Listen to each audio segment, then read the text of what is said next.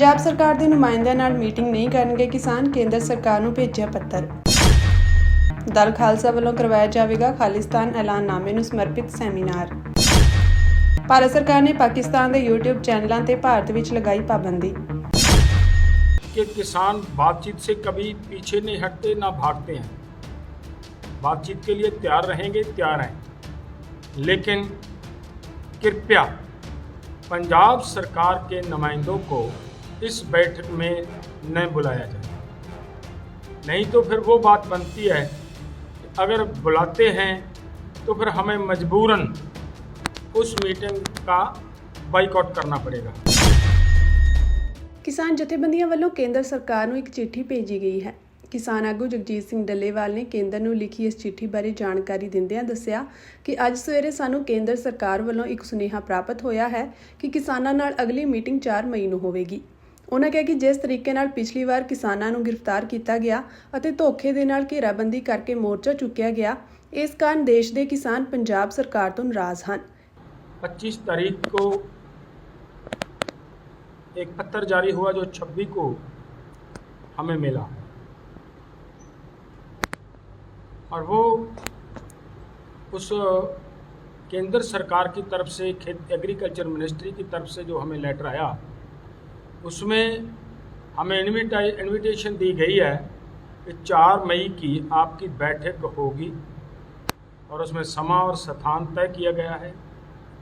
और एक बात उसमें ये भी कही गई है कि केंद्र सरकार और पंजाब सरकार के नुमाइंदे उस बैठक में शामिल रहेंगे। एक बात पे जो देश के किसान को आपत्ति है, नाराज़गी है, और वो बहुत ज़रूरी है समझना उसको कि जिस तरीके से पंजाब सरकार की तरफ से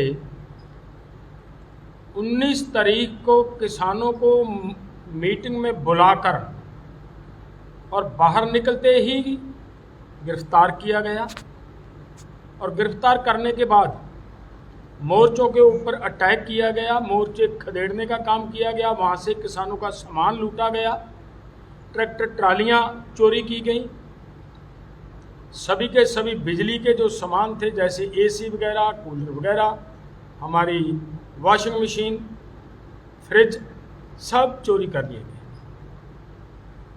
और इसके वजह से पूरे देश के किसानों को नाराज़गी है। किसानों का स्वाभिमान को ठेस पहुँचाने का काम किया पंजाब सरकार। जिस करके दोवां फोरमां ਵੱਲੋਂ ਇਹ ਫੈਸਲਾ ਲਿਆ ਗਿਆ ਕਿ ਇਸ ਮੀਟਿੰਗ ਵਿੱਚ ਕਿਸਾਨ ਪੰਜਾਬ ਸਰਕਾਰ ਦੇ ਨੁਮਾਇੰਦਿਆਂ ਨਾਲ ਮੀਟਿੰਗ ਕਰਨ ਲਈ ਤਿਆਰ ਨਹੀਂ ਹਨ। ਉਹਨਾਂ ਕਿਹਾ ਕਿ ਇਸ ਸੰਬੰਧੀ ਅਸੀਂ ਕੇਂਦਰ ਨੂੰ ਲਿਖਤੀ ਸੁਨੇਹਾ ਭੇਜ ਦਿੱਤਾ ਹੈ। ਕਿਸਾਨ ਆਗੂ ਜਗਜੀਤ ਸਿੰਘ ਡੱਲੇਵਾਲ ਨੇ ਕਿਹਾ ਕਿ ਅਸੀਂ ਮੀਟਿੰਗ ਤੋਂ ਨਹੀਂ ਭੱਜ ਰਹੇ ਹਾਂ, ਅਸੀਂ ਵੀ ਇਸ ਗੱਲ ਤੇ ਪੂਰੀ ਤਰ੍ਹਾਂ ਸਹਿਮਤ ਹਾਂ ਕਿ ਹੱਲ ਗੱਲਬਾਤ ਰਾਹੀਂ ਹੀ ਨਿਕਲੇਗਾ, ਪਰ ਜੋ ਕੁਝ ਪੰਜਾਬ ਸਰਕਾਰ ਨੇ ਕਿਸਾਨਾਂ ਨਾਲ ਕੀਤਾ ਹੈ ਉਸ ਤੋਂ ਬਾਅਦ ਸਰਕਾਰ ਦੇ ਨੁਮਾਇੰਦਿਆਂ ਨਾਲ ਗੱਲਬਾਤ ਕਰਨ ਦਾ ਕੋਈ ਮਤਲਬ ਨਹੀਂ ਹੈ। ਉਹਨਾਂ ਕੇਂਦਰ ਨੂੰ ਵੀ ਇਸ ਮਸਲੇ ਤੇ ਜਲਦੀ ਤੋਂ ਜਲਦੀ ਜਵਾਬ ਦੇਣ ਦੀ ਅਪੀਲ ਕੀਤੀ है। देखिए, हम ये अच्छी तरह जानते हैं, समझते हैं कि किसी भी मसले का जो समाधान है वो बातचीत से ही निकलता है। हम ना बातचीत से कभी भागे हैं, ना आगे भागने का कोई मतलब है। हम हर वक्त बातचीत के लिए तैयार रहते हैं। और एक बात ये भी कहना चाहते हैं, केंद्र सरकार ने हमें बुलाया था, केंद्र सरकार की भी यह जिम्मेदारी बनती थी कि कोई भी किसानों को उनके मोर्चों के ऊपर या किसान नेताओं को, बैठक पे आए हुए किसान नेताओं को कई तरह की कोई ऐसी घटना ना घटे, ये जिम्मेदारी सरकार की भी बनती थी। लेकिन इसके लिए हमें ये आपत्ति है पूरे देश के किसानों को कि पंजाब सरकार के नुमाइंदों के साथ बैठकर बातचीत करना हमारे लोग और किसान नेता भी उसको उचित नहीं समझते। इसके लिए हमारा निवेदन है केंद्र सरकार को कि किसान बातचीत से कभी पीछे नहीं हटते ना भागते हैं, बातचीत के लिए तैयार रहेंगे, तैयार हैं, लेकिन कृपया पंजाब सरकार के नुमाइंदों को इस बैठक में न बुलाया जाए। नहीं तो फिर वो बात बनती है कि अगर बुलाते हैं तो फिर हमें मजबूरन उस मीटिंग का बाइकआउट करना पड़ेगा। सो हमारा निवेदन है सरकार से कि किसी तरह का पंजाब सरकार को इस बैठक में ना बुलाया जाए। हम आपसे ये भी रिक्वेस्ट करते हैं कि हमने आज एक पत्र लिखा है, कल हमें पत्र मिला है आपका सरकार का, और आज सरकार को हमने पत्र लिखा है और यही बातें हम पत्र में कही हैं हमने, और उस पत्र के माध्यम से वहीं पे वापस जिस ऑफिसर जैसे पूर्णचंद जैसे ऑफिसर साहिबानों का साइनों से वो पत्र हमें मिला है, वो वैसे ही वहीं पे ही उस पत्र को उनकी ईमेल पे भेज दिया गया है।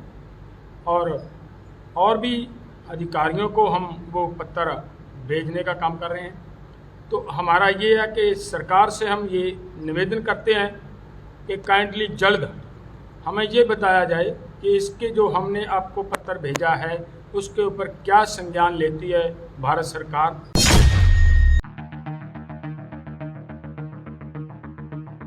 ਸਿੱਖ ਜਥੇਬੰਦੀ ਦਲ ਖਾਲਸਾ ਵੱਲੋਂ 29 ਅਪ੍ਰੈਲ ਯਾਨੀ ਕਿ ਕੱਲ੍ਹ ਨੂੰ ਖਾਲਿਸਤਾਨ ਐਲਾਨਨਾਮਾ ਦਿਵਸ ਦੇ ਰੂਪ ਵਿੱਚ ਵਿਸ਼ੇਸ਼ ਸੈਮੀਨਾਰ ਕਰਵਾਇਆ ਜਾ ਰਿਹਾ ਹੈ, ਜਿਸ ਉਪਰੰਤ ਸ਼੍ਰੀ ਅਕਾਲ ਤਖਤ ਸਾਹਿਬ ਵਿਖੇ ਖਾਲਿਸਤਾਨ ਦੇ ਸੰਘਰਸ਼ ਦੀ ਚੜ੍ਹਦੀ ਕਲਾ ਅਤੇ ਇਸ ਸੰਘਰਸ਼ ਦੌਰਾਨ ਸ਼ਹੀਦ ਸਿੰਘਾਂ ਸਿੰਘਣੀਆਂ ਲਈ ਅਰਦਾਸ ਕੀਤੀ ਜਾਵੇਗੀ। ਦਲ ਖਾਲਸਾ ਵੱਲੋਂ ਐਲਾਨ ਕੀਤਾ ਗਿਆ ਸੀ ਕਿ ਜੂਨ 1984 ਵਿੱਚ ਭਾਰਤੀ ਸਟੇਟ ਵੱਲੋਂ ਦਰਬਾਰ ਸਾਹਿਬ ਤੇ ਹੋਏ ਹਮਲੇ ਨੂੰ 40 ਵਰ੍ਹੇ ਮੁਕੰਮਲ ਹੋ ਚੁੱਕੇ ਹਨ। ਇਸ ਹਮਲੇ ਤੋਂ ਬਾਅਦ ਹੀ ਸਿੱਖ ਜੁਝਾਰੂ ਜਥੇਬੰਦੀਆਂ ਵੱਲੋਂ ਗਠਿਤ 5 ਮੈਂਬਰੀ ਪੰਥਕ ਕਮੇਟੀ ਨੇ 29 ਅਪ੍ਰੈਲ 1986 ਨੂੰ ਸ਼੍ਰੀ ਅਕਾਲ ਤਖਤ ਸਾਹਿਬ ਤੋਂ ਖਾਲਿਸਤਾਨ ਦਾ ਐਲਾਨਨਾਮਾ ਕੀਤਾ ਸੀ, ਜਿਸ ਨੂੰ 40 ਸਾਲ ਆਉਂਦੇ ਵਰ੍ਹੇ ਪੂਰੇ ਹੋ ਜਾਣਗੇ। ਇਨ੍ਹਾਂ 40 ਵਰ੍ਹਿਆਂ ਵਿੱਚ ਇਸ ਕੌਮੀ ਮਕਸਦ ਦੀ ਪੂਰਤੀ ਲਈ ਬੇਅੰਤ ਸ਼ਹਾਦਤਾਂ ਹੋਈਆਂ ਅਤੇ ਵੱਡੀ ਗਿਣਤੀ ਵਿੱਚ ਲੋਕ ਸਰਕਾਰੀ ਅਤਵਾਦ ਤੋਂ ਪ੍ਰਭਾਵਿਤ ਹੋਏ। ਇਸ ਮਿਸ਼ਨ ਲਈ ਸੰਘਰਸ਼ ਵੱਖ-ਵੱਖ ਪੜਾਵਾਂ ਵਿੱਚੋਂ ਲੰਘਦਿਆਂ ਹੋਇਆਂ ਨਿਰੰਤਰ ਜਾਰੀ ਹੈ। ਇਸ ਸੈਮੀਨਾਰ ਦੌਰਾਨ ਖਾਲਿਸਤਾਨ ਸੰਘਰਸ਼ ਸੰਬੰਧੀ ਅਗਲੀ ਰਣਨੀਤੀ ਬਾਰੇ ਵੀ ਐਲਾਨ ਕੀਤੇ ਜਾਣਗੇ।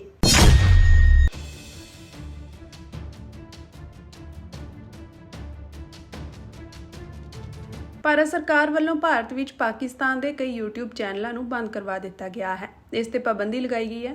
ਇਸ ਤੋਂ ਪਹਿਲਾਂ ਭਾਰਤ ਨੇ ਡਿਜੀਟਲ ਸਟ੍ਰਾਈਕ ਕਰਦਿਆਂ ਪਾਕਿਸਤਾਨ ਦਾ ਟਵਿੱਟਰ ਅਕਾਊਂਟ ਵੀ ਬੰਦ ਕਰ ਦਿੱਤਾ ਸੀ ਅਤੇ ਹੁਣੇ 16 YouTube ਦੇ ਚੈਨਲਾਂ ਤੇ ਪਾਬੰਦੀ ਲਗਾਈ ਗਈ ਹੈ।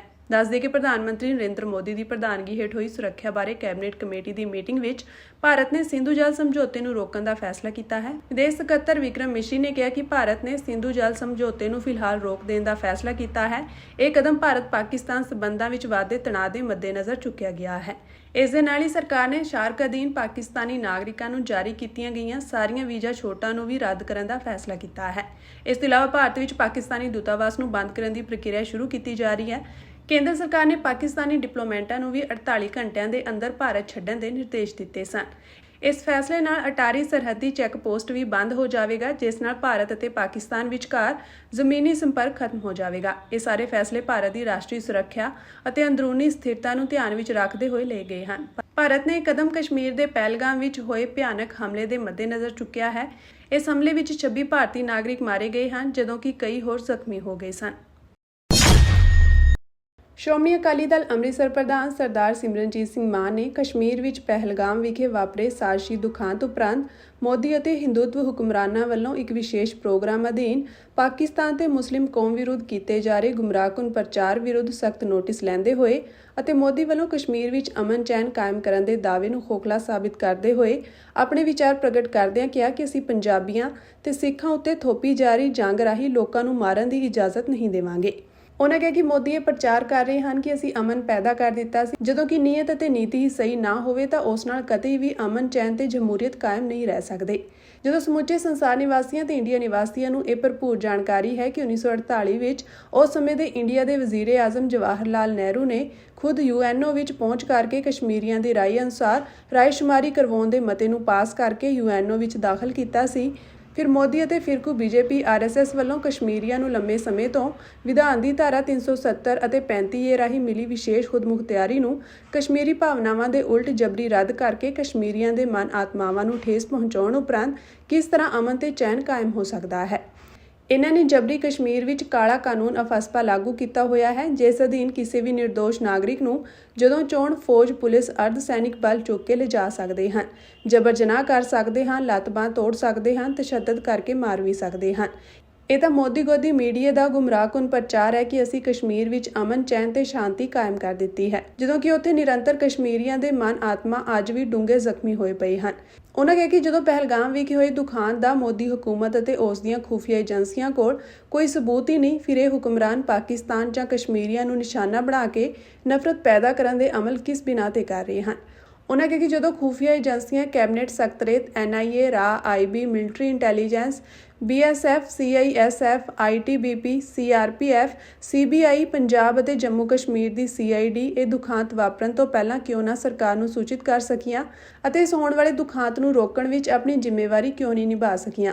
ਉਹਨਾਂ ਕਿਹਾ ਕਿ ਜਦੋਂ ਬਰਤਾਨੀਆ ਤੇ ਅਮਰੀਕਾ ਦੀਆਂ ਖੁਫੀਆ ਏਜੰਸੀਆਂ ਆਪੋ ਆਪਣੇ ਪਾਰਲੀਮੈਂਟ ਤੇ ਸੈਨੇਟਰ ਨੂੰ ਹਰ ਅਮਲ ਤੇ ਜਵਾਬਦੇਹ ਤੇ ਜ਼ਿੰਮੇਵਾਰ ਹਨ, ਤਾਂ IB ਤੇ ਰਾਅ, ਜਿਨ੍ਹਾਂ ਕੋਲ ਕਰੋੜਾਂ ਅਰਬਾਂ ਰੁਪਏ ਦੇ ਬਿਨਾਂ ਆਡਿਟ ਕੀਤੇ ਗੁਪਤ ਫੰਡ ਹਨ ਅਤੇ ਜਿਨ੍ਹਾਂ ਨੂੰ ਸਰਕਾਰ ਦੀਆਂ ਸਾਜ਼ਿਸ਼ਾਂ ਨੂੰ ਪੂਰਨ ਕਰਨ ਅਤੇ ਕਿਸੇ ਇੱਕ ਵਿਸ਼ੇਸ਼ ਕੌਮ ਨੂੰ ਨਿਸ਼ਾਨਾ ਬਣਾ ਕੇ ਆਪਣੇ ਸਿਆਸੀ ਸਵਾਰਥੀ ਹਿੱਤਾਂ ਦੀ ਪੂਰਤੀ ਕਰਨ ਵਿੱਚ ਨਿਰੰਤਰ ਵਰਤਦੀਆਂ ਆ ਰਹੀਆਂ ਹਨ, ਉਹ ਇੰਡੀਅਨ ਪਾਰਲੀਮੈਂਟ ਜਵਾਬਦੇਹ ਅਤੇ ਜ਼ਿੰਮੇਵਾਰ ਕਿਉਂ ਨਹੀਂ। ਉਹਨਾਂ ਕਿਹਾ ਕਿ ਹੁਕਮਰਾਨ ਕਦੀ ਪਾਕਿਸਤਾਨ, ਕਦੇ ਕਸ਼ਮੀਰੀਆਂ, ਕਦੀ ਸਿੱਖਾਂ, ਕਦੀ ਘੱਟ ਗਿਣਤੀ ਕੌਮਾਂ, ਕਬੀਲਿਆਂ ਤੇ ਦੋਸ਼ ਲਗਾ ਕੇ ਬਹੁ ਗਿਣਤੀ ਨੂੰ ਘੱਟ ਗਿਣਤੀ ਕੌਮਾਂ ਵਿਰੁੱਧ ਨਫ਼ਰਤ ਪੈਦਾ ਕਰਨ ਲਈ ਮਾਹੌਲ ਤਿਆਰ ਕਰ ਰਹੇ ਹਨ।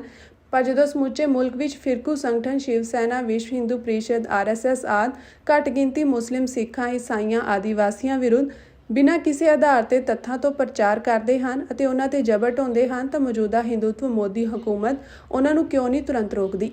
ਜਿੱਥੋਂ ਤੱਕ ਮੋਦੀ ਵੱਲੋਂ ਹਿੰਦੂ ਕੌਮ ਦੇ ਜਜ਼ਬਾਤਾਂ ਨੂੰ ਭੜਕਾ ਕੇ ਮਾਹੌਲ ਨੂੰ ਜੰਗ ਵਾਲਾ ਬਣਾਉਣ ਦੇ ਅਮਲ ਕੀਤੇ ਜਾ ਰਹੇ ਹਨ ਅਤੇ ਕਿਹਾ ਜਾ ਰਿਹਾ ਹੈ ਕਿ ਅਸੀਂ ਆਪਣੇ ਨਾਲ ਬੰਬ ਬੰਨ੍ਹ ਕੇ ਸਰਹੱਦਾਂ ਤੇ ਜਾਵਾਂਗੇ, ਇਹਨਾਂ ਨੂੰ ਕੌਮਾਂਤਰੀ ਅਤੇ ਇੱਥੋਂ ਦੇ ਰਾਜ ਭਾਗ ਦੀ ਨਾ ਤਾਂ ਸਮਝ ਹੈ ਅਤੇ ਨਾ ਹੀ ਕਿਸੇ ਬੁਰਾਈ ਨੂੰ ਰੋਕਣ ਲਈ ਇਹਨਾਂ ਕੋਲ ਕੋਈ ਯੋਜਨਾ ਜਾਂ ਇਰਾਦਾ ਹੈ। ਜੋ ਬੰਬ ਬੰਨ੍ਹਣ ਦੀ ਗੱਲ ਕਰਦੇ ਹਨ, ਇਹ ਕੋਈ ਮਜ਼ਾਕ ਦਾ ਵਿਸ਼ਾ ਨਹੀਂ ਬਲਕਿ ਸੰਜੀਦਗੀ ਭਰੀ ਜ਼ਿੰਮੇਵਾਰੀ ਹੁੰਦੀ ਹੈ। ਇਹ ਕੇਵਲ ਅਖਬਾਰਾਂ ਅਤੇ ਮੀਡੀਆ ਵਿੱਚ ਭੜਕਾਊ ਬਿਆਨਬਾਜ਼ੀ ਕਰਕੇ ਵੱਖ-ਵੱਖ ਕੌਮਾਂ, ਧਰਮਾਂ ਵਿੱਚ ਨਫ਼ਰਤ ਪੈਦਾ ਕਰਕੇ ਆਪਣੇ ਸਿਆਸੀ ਸਵਾਰਥਾਂ ਦੀ ਪੂਰਤੀ ਤਾਂ ਕਰ ਸਕਦੇ ਹਨ, ਪਰ ਜੰਗਾਂ, ਯੁੱਧਾਂ ਨੂੰ ਰੋਕਣਾ ਜਾਂ ਵੱਖ-ਵੱਖ ਕੌਮਾਂ ਤੇ ਧਰਮਾਂ ਵਿੱਚ ਹਰ ਖੇਤਰ ਵਿੱਚ ਸਹਿਚਾਰ ਬਣਾ ਕੇ ਰੱਖਣ ਦੀ ਇਹਨਾਂ ਦੀ ਨਾ ਤਾਂ ਸਮਰੱਥਾ ਹੈ ਅਤੇ ਨਾ ਹੀ ਦ੍ਰਿੜ ਇਰਾਦਾ ਹੈ।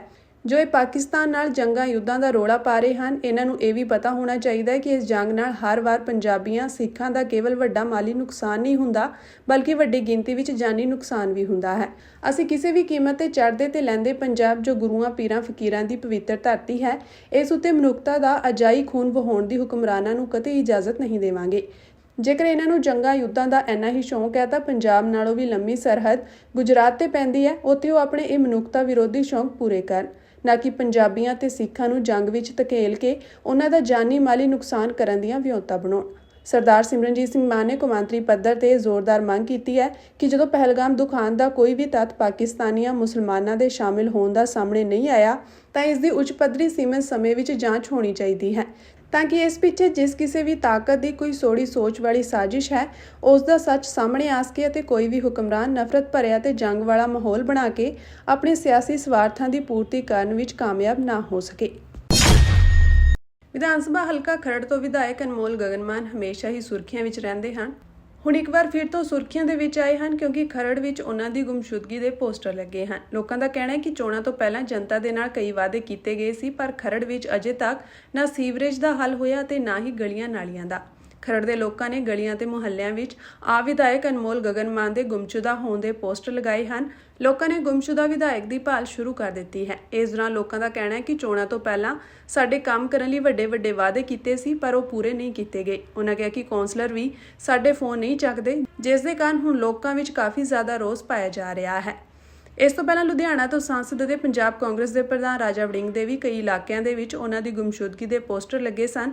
ਲੋਕਾਂ ਨੇ ਕਿਹਾ ਸੀ ਕਿ ਰਾਜਾ ਵੜਿੰਗ ਨੇ ਜਦੋਂ MP ਦੀ ਚੋਣ ਲੜਨੀ ਸੀ ਤਾਂ ਉਸ ਸਮੇਂ ਜਨਤਾ ਦੇ ਨਾਲ ਕਈ ਵਾਅਦੇ ਕੀਤੇ ਸੀ, ਪਰ ਉਹਨਾਂ ਦੇ ਵਿੱਚੋਂ ਇੱਕ ਵੀ ਵਾਅਦਾ ਪੂਰਾ ਨਹੀਂ ਕੀਤਾ ਗਿਆ, ਜਿਸ ਦੇ ਕਾਰਨ ਹੁਣ ਲੋਕਾਂ ਦੇ ਵਿੱਚ ਕਾਫੀ ਜ਼ਿਆਦਾ ਰੋਸ ਪਾਇਆ ਜਾ ਰਿਹਾ ਹੈ ਤੇ ਰਾਜਾ ਵੜਿੰਗ ਲੁਧਿਆਣਾ ਵਿੱਚ ਕਿਤੇ ਦਿਖੇ ਵੀ ਨਹੀਂ ਹਨ। ਦੱਸ ਦਈਏ ਕਿ ਇਸ ਤੋਂ ਪਹਿਲਾਂ ਭਾਰਤੀ ਜਨਤਾ ਪਾਰਟੀ ਵੱਲੋਂ ਜਲੰਧਰ ਸ਼ਹਿਰ ਦੀਆਂ ਗਲੀਆਂ ਤੇ ਮੁਹੱਲਿਆਂ ਵਿੱਚ ਸਾਬਕਾ ਮੁੱਖ ਮੰਤਰੀ ਚਰਨਜੀਤ ਸਿੰਘ ਚੰਨੀ ਦੇ ਗੁੰਮ ਹੋਣ ਸੰਬੰਧੀ ਪੋਸਟਰ ਲਗਾਏ ਗਏ ਸਨ। ਭਾਜਪਾ ਵਰਕਰਾਂ ਨੇ ਕਿਹਾ ਸੀ ਕਿ ਚਰਨਜੀਤ ਸਿੰਘ ਚੰਨੀ ਨੇ ਲੋਕ ਸਭਾ ਚੋਣਾਂ ਸਮੇਂ ਜਿੱਤ ਪ੍ਰਾਪਤ ਕੀਤੀ ਸੀ। ਚੋਣਾਂ ਦੌਰਾਨ ਉਹਨਾਂ ਜਲੰਧਰ ਵਾਸੀਆਂ ਨਾਲ ਵਿਕਾਸ ਨੂੰ ਲੈ ਕੇ ਬਹੁਤ ਸਾਰੇ ਵਾਅਦੇ ਕੀਤੇ ਸਨ, ਪਰ ਚੋਣ ਜਿੱਤਣ ਤੋਂ ਬਾਅਦ ਚਰਨਜੀਤ ਸਿੰਘ ਚੰਨੀ ਸ਼ਹਿਰ ਵਿੱਚ ਨਹੀਂ ਆਉਂਦੇ, ਇਸ ਲਈ ਇਹ ਪੋਸਟਰ ਲਗਾਏ ਗਏ ਹਨ। ਜੰਮੂ ਕਸ਼ਮੀਰ ਦੇ ਚਿੱਠੀ ਸਿੰਘਪੁਰਾ ਵਿੱਚ ਮਾਰਚ 2000 ਵਿੱਚ 35 ਸਿੱਖਾਂ ਦੇ ਹੋਏ ਕਤਲੇਆਮ ਤੇ ਬਣਦੀ ਡਾਕੂਮੈਂਟਰੀ ਫਿਲਮ ਦੇ ਡਾਇਰੈਕਟਰ ਆਪਣੀ ਟੀਮ ਸਮੇਤ ਅੱਜ ਸੱਚਖੰਡ ਸ੍ਰੀ ਹਰਿਮੰਦਰ ਸਾਹਿਬ ਵਿਖੇ ਨਤਮਸਤਕ ਹੋਏ। ਇਸ ਮੌਕੇ ਉਹਨਾਂ ਨੇ ਸ਼੍ਰੋਮਣੀ ਕਮੇਟੀ ਵੱਲੋਂ ਪੀੜਤ ਪਰਿਵਾਰਾਂ ਦੀ ਕੀਤੀ ਮਦਦ ਅਤੇ ਨਿਭਾਈਆਂ ਸੇਵਾਵਾਂ ਦੀ ਜਾਣਕਾਰੀ ਲਈ। ਸ਼੍ਰੀ ਦਰਬਾਰ ਸਾਹਿਬ ਦੇ ਸੂਚਨਾ ਕੇਂਦਰ ਵਿਖੇ ਡਾਇਰੈਕਟਰ ਰਾਜੇਸ਼ ਰਾਜਾ, ਸੁਮਨ ਤਲਵਾਰ, ਪੀਸੀ ਰਾਉਤ, MP ਸਿੰਘ ਅਤੇ ਹੰਸ ਹੀਰਾ ਨੂੰ ਸ਼੍ਰੋਮਣੀ ਕਮੇਟੀ ਮੈਂਬਰ ਭਾਈ ਗੁਰਚਰਨ ਸਿੰਘ ਗਰੇਵਾਲ ਨੇ ਧਾਰਮਿਕ ਪੁਸਤਕਾਂ ਦੇ ਕੇ ਸਨਮਾਨਿਤ ਕੀਤਾ।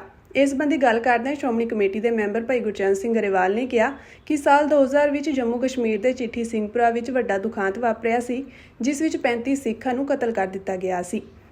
ਇਸ ਸੰਬੰਧ ਵਿੱਚ ਸ਼੍ਰੀ ਰਾਜੇਸ਼ ਰਾਜਾ ਅਤੇ ਉਹਨਾਂ ਦੀ ਟੀਮ ਵੱਲੋਂ ਦਸਤਾਵੇਜ਼ੀ ਫਿਲਮ ਤਿਆਰ ਕਰਨ ਦੀ ਯੋਜਨਾ ਹੈ, ਜਿਸ ਤਹਿਤ ਇਹਨਾਂ ਨੇ ਸ਼੍ਰੋਮਣੀ ਕਮੇਟੀ ਪਾਸੋਂ ਪੀੜਤਾਂ ਦੀ ਮਦਦ ਸੰਬੰਧੀ ਕੀਤੇ ਕਾਰਜਾਂ ਦੇ ਵੇਰਵਿਆਂ ਦੀ ਜਾਣਕਾਰੀ ਲਈ ਪਹੁੰਚ ਕੀਤੀ ਹੈ।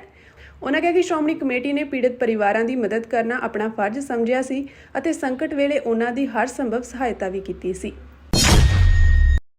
ਪੰਜਾਬ ਸਰਕਾਰ ਵੱਲੋਂ ਰੁਜ਼ਗਾਰ ਦੇ ਦਾਅਵਿਆਂ ਦੀ ਪੋਲ ਮੁੱਖ ਮੰਤਰੀ ਭਗਵੰਤ ਮਾਨ ਦੇ ਆਪਣੇ ਜੱਦੀ ਸੰਗਰੂਰ ਜ਼ਿਲ੍ਹੇ ਦੇ ਪਿੰਡ ਸਤੋਜ ਵਿਖੇ ਖੁੱਲ੍ਹਦੀ ਵਿਖਾਈ ਦਿੱਤੀ ਹੈ। ਪਿੰਡ ਸਤੋਜ ਵਿੱਚ ਰੁਜ਼ਗਾਰ ਨੂੰ ਲੈ ਕੇ PTI ਅਧਿਆਪਕਾਂ ਵੱਲੋਂ ਰੋਸ ਪ੍ਰਗਟਾਉਂਦੇ ਹੋਏ ਪਾਣੀ ਵਾਲੀ ਟੈਂਕੀ ਤੇ ਚੜ੍ਹਨ ਦੀ ਖਬਰ ਹੈ। ਦੱਸ ਦਈਏ ਕਿ ਇਹ ਅਧਿਆਪਕ 2000 PTI ਟੀਚਰ ਭਰਤੀ ਨੂੰ ਲੈ ਕੇ ਲੰਮੇ ਸਮੇਂ ਤੋਂ ਪੰਜਾਬ ਸਰਕਾਰ ਖਿਲਾਫ ਰੋਸ ਪ੍ਰਦਰਸ਼ਨ ਕਰਦੇ ਆ ਰਹੇ ਹਨ। PTI ਅਧਿਆਪਕਾਂ ਵੱਲੋਂ ਪਿੰਡ ਸਤੋਜ ਵਿਖੇ ਜਿੱਥੇ ਪਾਣੀ ਵਾਲੀ ਟੈਂਕੀ ਤੇ ਚੜ੍ਹਿਆ ਗਿਆ, ਉੱਥੇ ਹੀ ਬਠਿੰਡਾ ਵਿੱਚ ਵੀ ਅਜਿਹਾ ਹੀ ਮਾਮਲਾ ਸਾਹਮਣੇ ਆਇਆ ਹੈ। ਇੱਥੇ ਵੀ 2000 PTI ਰੁਜ਼ਗਾਰ ਅਧਿਆਪਕਾਂ ਵੱਲੋਂ ਆਪਣੀਆਂ ਮੰਗਾਂ ਨੂੰ ਲੈ ਕੇ ਟੈਂਕੀ ਤੇ ਚੜ੍ਹ ਕੇ ਰੋਸ ਪ੍ਰਦਰਸ਼ਨ ਕੀਤਾ ਜਾ ਰਿਹਾ ਹੈ। ਇਸ ਦੌਰਾਨ ਪ੍ਰਦਰਸ਼ਨਕਾਰੀਆਂ ਨੇ ਪੰਜਾਬ ਸਰਕਾਰ ਖਿਲਾਫ ਜੰਮ ਕੇ ਨਾਅਰੇਬਾਜ਼ੀ ਕੀਤੀ ਅਤੇ ਮੰਗਾਂ ਪੂਰੀਆਂ ਨਾ ਹੋਣ ਤੱਕ ਸੰਘਰਸ਼ ਜਾਰੀ ਰੱਖਣ ਦਾ ਐਲਾਨ ਕੀਤਾ। ਪ੍ਰਦਰਸ਼ਨਕਾਰੀਆਂ ਨੇ ਕਿਹਾ ਕਿ ਪੰਜਾਬ ਦੀ ਮੌਜੂਦਾ ਸਰਕਾਰ ਨੇ ਚੋਣਾਂ ਤੋਂ ਪਹਿਲਾਂ ਬਹੁਤ ਸਾਰੇ ਵਾਅਦੇ ਕੀਤੇ ਸਨ, ਪਰ ਚੋਣਾਂ ਤੋਂ ਬਾਅਦ ਕੋਈ ਵੀ ਵਾਅਦਾ ਪੂਰਾ ਨਹੀਂ ਕੀਤਾ ਜਾ ਰਿਹਾ, ਜਿਸ ਕਰਕੇ ਉਹ ਬੇਰੁਜ਼ਗਾਰ ਹਨ ਤੇ ਅੱਜ ਮਜਬੂਰੀ ਵਸ਼ ਉਹਨਾਂ ਨੂੰ ਆਪਣੀ ਨੌਕਰੀ ਲੈਣ ਲਈ ਟੈਂਕੀ ਤੇ ਚੜ੍ਹ ਕੇ ਰੋਸ ਪ੍ਰਦਰਸ਼ਨ ਕਰਨਾ ਪੈ ਰਿਹਾ ਹੈ। ਉਹਨਾਂ ਦੱਸਿਆ ਕਿ ਪੰਜਾਬ ਭਰ ਵਿੱਚ 20,000 ਤੋਂ ਵੱਧ ਬੇਰੁਜ਼ਗਾਰ PTI ਅਧਿਆਪਕ ਹਨ, ਪਰ ਉਹਨਾਂ ਦੀ ਸਰਕਾਰ ਨੇ ਕੋਈ ਪੋਸਟ ਨਹੀਂ ਕੱਢੀ। ਪ੍ਰਦਰਸ਼ਨਕਾਰੀਆਂ ਨੇ ਕਿਹਾ ਕਿ 2000 PTI ਦਾ ਪੋਰਟਲ ਭਰਤੀ ਲਈ ਸ਼ੁਰੂ ਨਹੀਂ ਕੀਤਾ ਜਾ ਰਿਹਾ। ਕਈ ਵਾਰ ਮੁੱਖ ਮੰਤਰੀ ਅਤੇ ਮੰਤਰੀਆਂ ਨਾਲ ਮੀਟਿੰਗ ਹੋਣ ਤੋਂ ਬਾਅਦ ਵੀ ਸਿਰਫ ਲਾਰੇ ਹੀ ਮਿਲੇ ਹਨ। ਉਹਨਾਂ ਕਿਹਾ ਕਿ ਅੱਜ ਆ ਕੇ ਉਹ ਟੈਂਕੀ ਤੇ ਚੜ੍ਹੇ ਹਨ ਅਤੇ ਉਹਨਾਂ ਸਮਾਂ ਸੰਘਰਸ਼ ਜਾਰੀ ਰਹੇਗਾ ਜਿੰਨਾ ਸਮਾਂ ਉਹਨਾਂ ਦੀਆਂ ਮੰਗਾਂ ਵੱਲ ਧਿਆਨ ਨਹੀਂ ਦਿੱਤਾ ਜਾਂਦਾ। ਇਸ ਮੌਕੇ ਭਾਰੀ ਪੁਲਿਸ ਫੋਰਸ ਵੀ ਮੌਕੇ ਤੇ ਹਾਜ਼ਰ ਸੀ ਅਤੇ ਪ੍ਰਦਰਸ਼ਨਕਾਰੀ ਅਧਿਆਪਕਾਂ ਨੂੰ ਟੈਂਕੀ ਤੋਂ ਉਤਾਰਨ ਲਈ ਕੋਸ਼ਿਸ਼ਾਂ ਕੀਤੀਆਂ ਜਾ ਰਹੀਆਂ ਹਨ।